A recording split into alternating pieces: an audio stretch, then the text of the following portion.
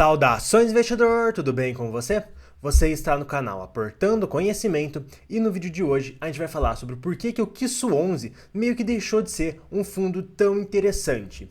E tá bom, vamos só explicar brevemente um pouquinho sobre o Kisu11, porque ele é um FOF bem diferente dos outros FOFs. Bem, basicamente ele é um FOF, um fundo de fundos, que a função dele é comprar cotas de outros fundos imobiliários da Bolsa de Valores. Só que a estratégia dele é diferente. O Kisu11, ele segue a estratégia do Suno 30, ou pelo menos deveria seguir. E o que é esse Suno 30? Bem, na verdade, esse Suno 30 é um índice feito pela empresa Suno Research, que na verdade ele é a soma dos 30 maiores fundos imobiliários da Bolsa de Valores, e todos eles têm o mesmo peso percentualmente nesse índice. Esse índice Suno 30, ele seria tipo um IFIX, tipo para ser a média de mercado. Então, na verdade, esse Suno 30, ele não quer render mais e nem menos do que a média, ele quer ser a média. E aí é um ponto muito interessante a gente comparar os nossos investimentos com o Suno 30. E aqui vale só destacar um ponto interessante, que é sobre a criação do Suno 30, que por que ele foi criado? Porque na verdade a média de fundos imobiliários, esse índice que calcula a média, é o IFIX. O IFIX foi criado lá em 2012 e meio que ele é muito confuso, ele é meio estranho, ele não representa tão bem a média assim. Já o Suno 30, ele representa a média de um jeito muito mais fácil de explicar. Ele é a média dos 30 maiores fundos imobiliários considerando o valor patrimonial. Poxa, muito mais simples de entender, não é mesmo? E na verdade, o Kisu11, ele tem liberdade para fazer pequenas arbitragens. Ele tem liberdade para comprar um pouquinho a mais de um fundo ou um pouquinho a menos de um outro fundo para tentar ter um resultado melhor. Então, conforme a própria gestão da Killiman, que é a gestão por trás do Kisu11, explica, ele é um fundo de fundos de gestão ativa, mas dentro de parâmetros de índice. Ele não pode sair comprando qualquer coisa, ele tem um limite de quanto mais e de quanto menos ele pode comprar de cada um dos fundos imobiliários que ele tem em carteira. E aqui a gente consegue ver a lista do Suno 30, que são os 30 maiores fundos do mercado financeiro, e todos eles têm o mesmo percentual, 3,33%. E aí optou-se na hora da criação do Suno 30 de fazer eles com percentuais iguais. E só um detalhe importante, se a gente voltar aqui na composição do Suno 30, se você pausar o vídeo e for vendo os fundos imobiliários, você vai ver que a grande maioria desses fundos imobiliários que estão no Suno 30 são fundos que você conhece. Que você conhece porque são os maiores fundos, são os mais líquidos, são os que têm maior número de cotistas, então são os fundos mais conhecidos também, tá bom? Então hoje a gente tem por volta de 400 fundos imobiliários na Bolsa de Valores, mas a grande maioria dos investidores fica focado só aqui por volta desses 30 fundos, às vezes até um pouquinho mais, mas porque são aí os maiores fundos e obviamente os que mais chamam a atenção e também, obviamente, os melhores fundos. Porque como já foi explicado aqui no canal algumas vezes, quanto melhor a gestão do fundo, mais ele consegue crescer e consequentemente, mais aí ele se torna interessante para o seu investimento. Então, na verdade, o que aconteceu com os FOFs lá no ano passado? Lá em 2022, eles caíram muito, mas muito mesmo.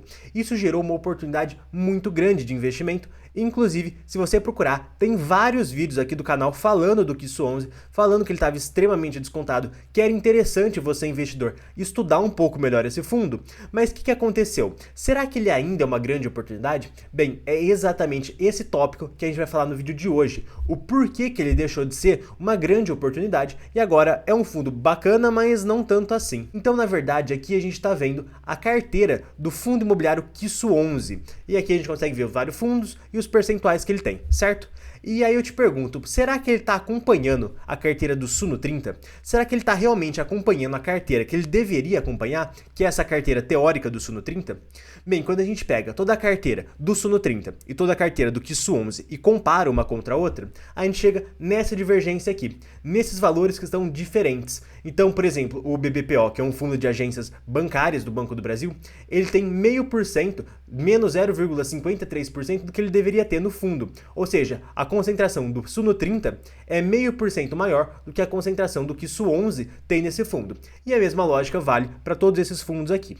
Só que aqui a gente está vendo que tem vários fundos que tem uma concentração dentro do Kisu11 diferente do que tem dentro do Suno 30. Mas muito dessas oscilações são por causa de variações de mercado. Então a cota do fundo imobiliário acaba subindo ou acaba caindo um pouquinho e isso acaba dando uma distorcida. Por isso que a gente vai desconsiderar todo fundo imobiliário aqui que tem uma diferença maior ou menor do que 0,3%. Se a gente lembrar que a carteira do Suno 30, todos os fundos devem ter 3,33%, uma diferença de 0,3% é um pouco menor do que 10%. Então, na verdade, seria uma pequena oscilação de quanto o KISS 11 deveria ter, e por isso a gente está tirando dessa análise. Então, pegando essa mesma tabela aqui e tirando todos os que têm uma pequena oscilação, a gente chega nessa outra tabela aqui. E esses daqui são os fundos onde o KISS 11 tem um percentual muito diferente do que ele deveria ter segundo o Suno 30.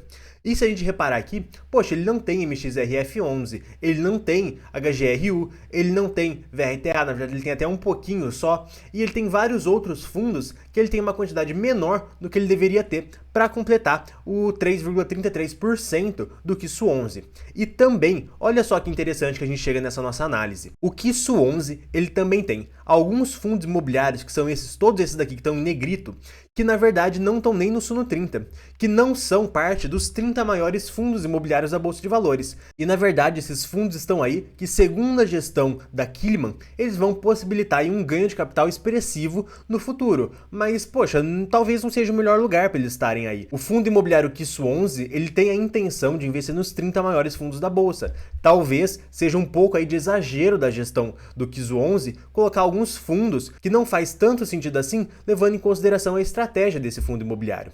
Então, quando a gente faz toda essa análise, a gente chega à conclusão que uma boa parte do fundo, quase 30%, está desenquadrado, está fora daquele percentual que o Suno 30 dizia que deveria ter, mas tudo bem, ele é um fundo de gestão ativa, o KISS 11, ele pode sair um pouco do percentual, mas olha o BO.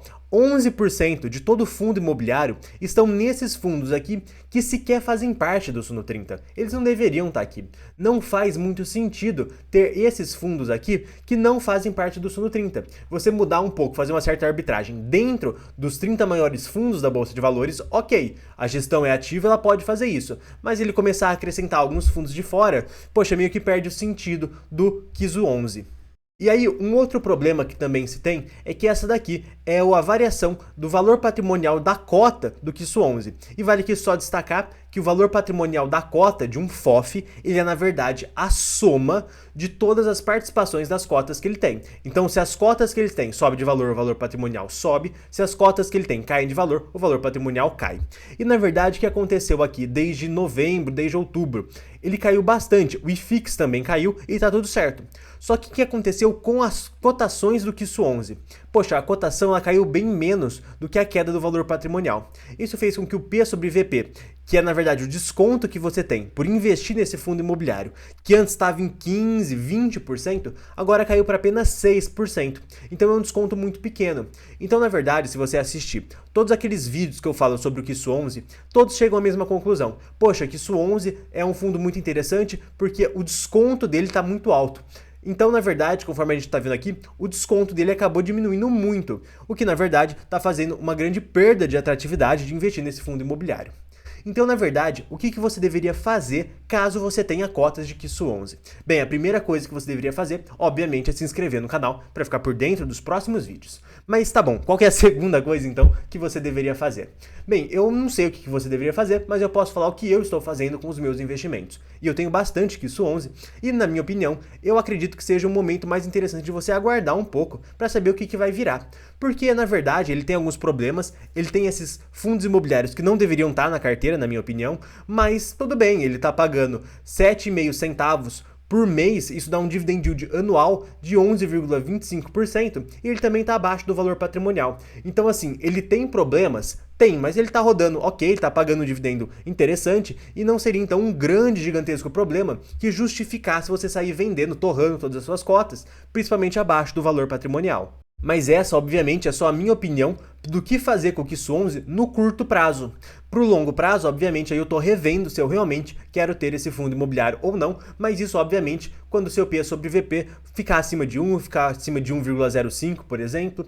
E um outro ponto muito importante de ser destacado também é que ele não comprou essas cotas desses outros fundos imobiliários simplesmente por comprar e tamo nem aí. Não, não, não. Eles compraram para fazer um ganho de capital, porque na opinião deles estavam extremamente baratas, eles poderiam comprar num valor barato e vender quando tivesse mais caro. O grande problema disso tudo é que depois que eles compraram, as cotas caíram mais de valor. Então, na verdade, esse ganho de capital que eles deveriam ter, que eles tiveram até um prejuízo aqui em maio e em junho, e aqui um ganho em setembro, na verdade, esse ganho de capital que eles pretendiam ter com essas cotas, acabaram que eles não estão tendo, porque todo o mercado de fundos imobiliários está caindo muito.